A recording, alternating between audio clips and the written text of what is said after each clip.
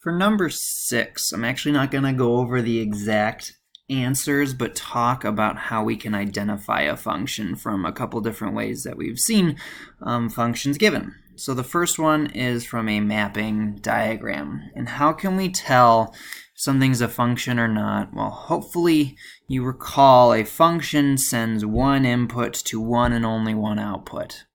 It's all about looking at inputs. And it sends one input to only one output. So how can you tell when something is a function?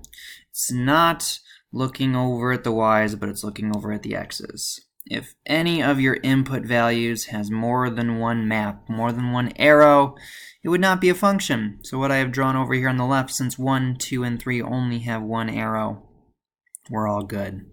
Over here on the right, let's draw that same thing. What would make this not be a function if you take a look at this one? If you see for our input 1, we have two maps, two arrows to different values, 0 and 1.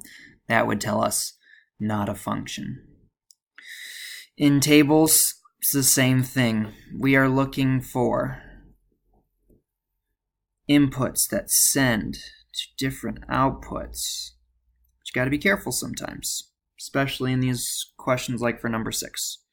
If I gave you 0, 1, and 0, this one is a function because 1 sends to 0, 2 sends to 1, 1 sends to 0.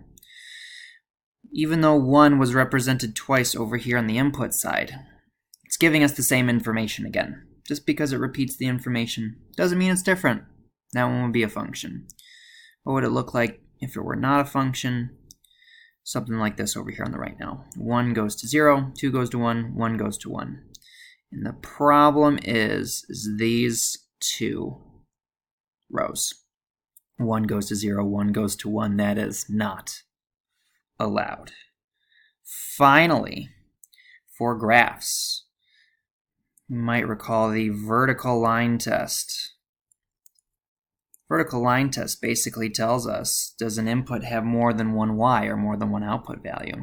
So a function will not overlap itself vertically. You will not see any place where you can draw a vertical line that will touch the graph more than once.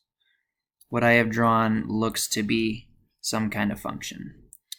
Over here on the right though, if I draw something like this, this is not a function. Because if I decide to draw a vertical line somewhere near the middle here, it hits the graph once, twice, 3 times. That is too many, not a function over here on the right. So hopefully that is an okay reminder, even though I didn't go over the specific questions from the form.